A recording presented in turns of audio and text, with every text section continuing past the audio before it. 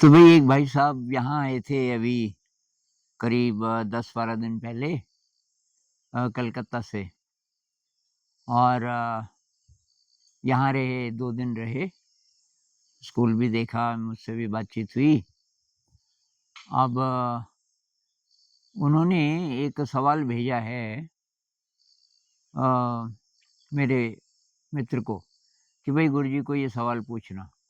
सवाल उनका ये है कि जब हम कोई काम करते हैं, तो काम की तरफ तो ध्यान होता ही है, तो क्या यही अवेयरनेस है कि हमें उस काम के प्रति पूरी अवेयरनेस होनी चाहिए, कोशिश करनी चाहिए कि हमें और भी चीज़ें जो हो रही हों हमारे इर्द-गिर्द, उनकी भी अवेयरनेस होनी चाहिए, उसकी भी कोशिश करनी चाहिए, उस काम के अलावा। एक बहुत पुराने वीडियो में मैंने बोला था, रोटी बनाते हुए एक वीडियो हमने बनाया था। तो मैंने बोला था कि रोटी पे तो मेरा पूरा ध्यान है, लेकिन मुझे कुकर की सीटियाँ भी सुनाई दे रही हैं कि भई 3 सीटी आ गई, अब 5 ही आनी चाहिए इत्यादि। तो ये किचन में जो लोग काम करते हैं, उनके साथ ऐसा होता है। ऐसा नहीं हो मान लीजिए एक ही आदमी पका रहा है, ऐसा होता है बहुत बार। अब गैस के मान लीजिए 2 चूल्हे हैं, 2 चूल्हों पे कुछ रखा हुआ है, दोनों पे प्रेशर कुकर है। इधर आप रोटी भी बना रहे हो, तो अब टाइम भी कम होता है। तो रोटी बनाते हुए आप सीटियाँ भी गिन रहे हैं, ये भी देख रहे हैं ये किस पे आ रही है सीटी। तो एक है उसपे 3 ही सीटियाँ आनी चाहिए। कोई सब्ज़ी है सॉफ्ट वाली वो जल्दी हो जाएगी। अब दूसरे कुकर में चने की दाल है, पूरा चना, तो उसको तो बहुत टाइम लगेगा, बहुत सारी सीटियाँ। तो ये भी अ, टाइम की अवेयरनेस भी रहती है, कितना टाइम हो गया होगा। कुछ-कुछ लोग म्यूज़िक भी लगा देते हैं बैकग्राउंड में, वो भी सुन रहे हैं तो कुछ ध्यान आपका उसकी तरफ भी होगा।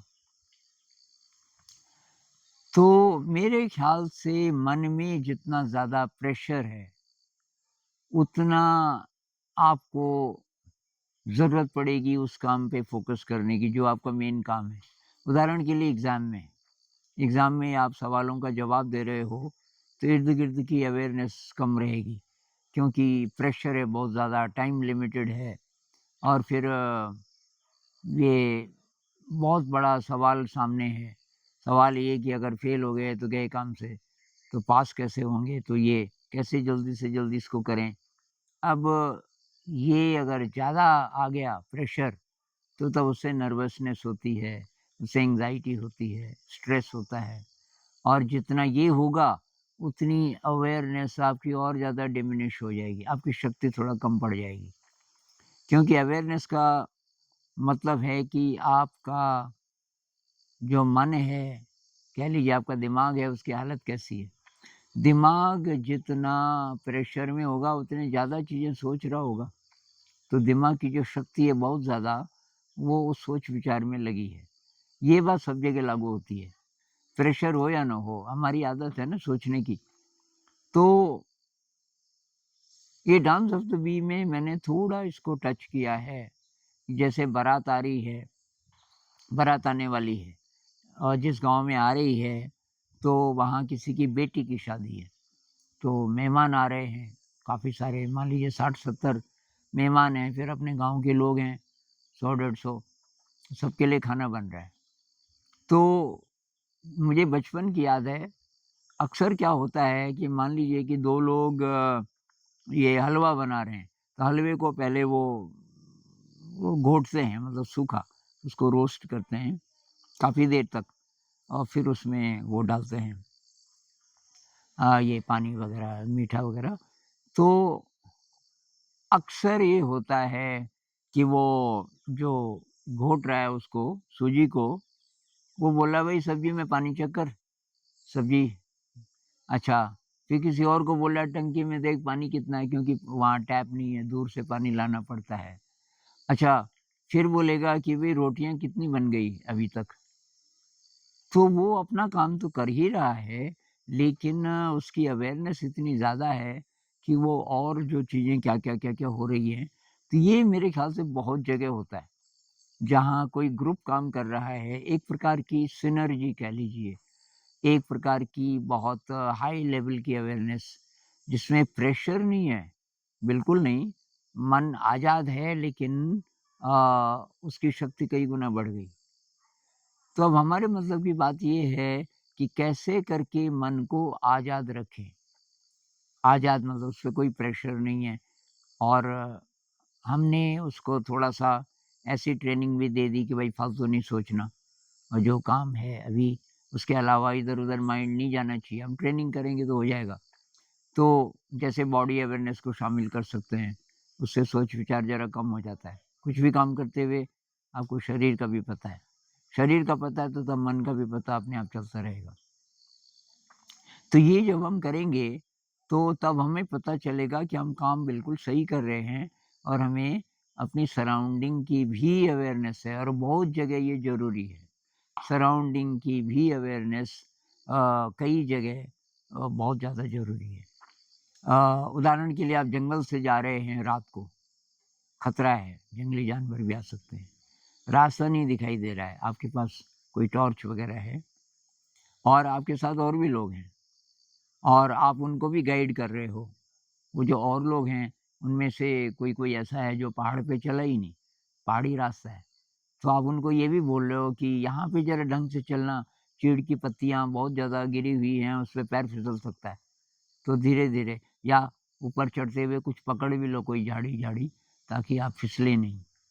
और साथ में आप आवाज़ें भी सुन रहे हो, भई ये तो लेपर्ड की आवाज़ थी।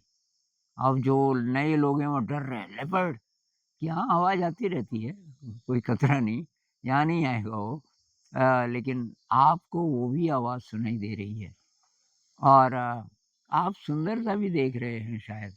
आप बोल रहे हैं वो देखो चाँद निकलने वाला है, आज तो शायद पूर्णिमा है, अब थोड़ा-थोड़ा उजाला होने लग गया, थोड़ी देर में चाँद निकलेगा तो ये काफ़ी उजाला भी हो जाएगा, ये भी बोल रहे हो आप। लेकिन आप रास्ता भी देख रहे हो, आपको अपने साथियों की भी खबर है कि कौन किसको क्या मदद चाहिए इत्यादि। तो ये कब होगा, जब आपके ऊपर कोई प्रेशर नहीं है, प्रेशर नहीं है, और तब आप अपनी पूरी शक्ति से और पूरे एन्जॉयमेंट से काम करोगे, उसमें मज़ा आता है। जैसे शादी वगैरह में मैं जो अभी जो बोल रहा था, उदाहरण दे रहा था, बहुत एनर्जी होती है हर इंसान के अंदर, और मेरे ख़्याल से हर इंसान केवल अपने काम तक फ़ोकस नहीं होता। अपने काम को तो कर ही रहा है, लेकिन और भी बहुत चीज़ें उसके दिमाग में होती हैं।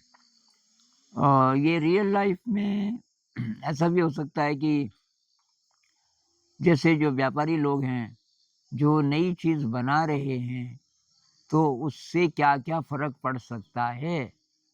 क्या वो सेफ़ है खाने के लिए? तो फिर सेफ़ नहीं है तो किस-किस के लिए सेफ़ है? मान लीजिए बच्चों के लिए सेफ़ नहीं है, एडल्ट्स हैं वो तो डाइजेस्ट कर लेंगे। तो आपको लिखना चाहिए अगर आप ऑनेस्ट हैं तो लेबल पे क्या-क्या जानकारी लिखी जा सकती है, या इसमें क्या चेंज करें? तो जो मेन काम है, मान लीजिए कि मेन काम आपका ये है कि ये क्वालिटी कैसी है, मतलब अच्छा बन रहा है कि नहीं बन रहा प्रोडक्ट, देखने में अच्छा, उसकी स्पीड ठीक है इत्यादि। लेकिन आप ये भी और चीज़ें भी उससे रिलेटेड सोच रहे हो, वो भी एक पक्ष है अवेयरनेस का। और उसमें तब अच्छा फैसला आप कब करोगे? जब एक तो आपके अंदर ये न्यायप्रियता होगी।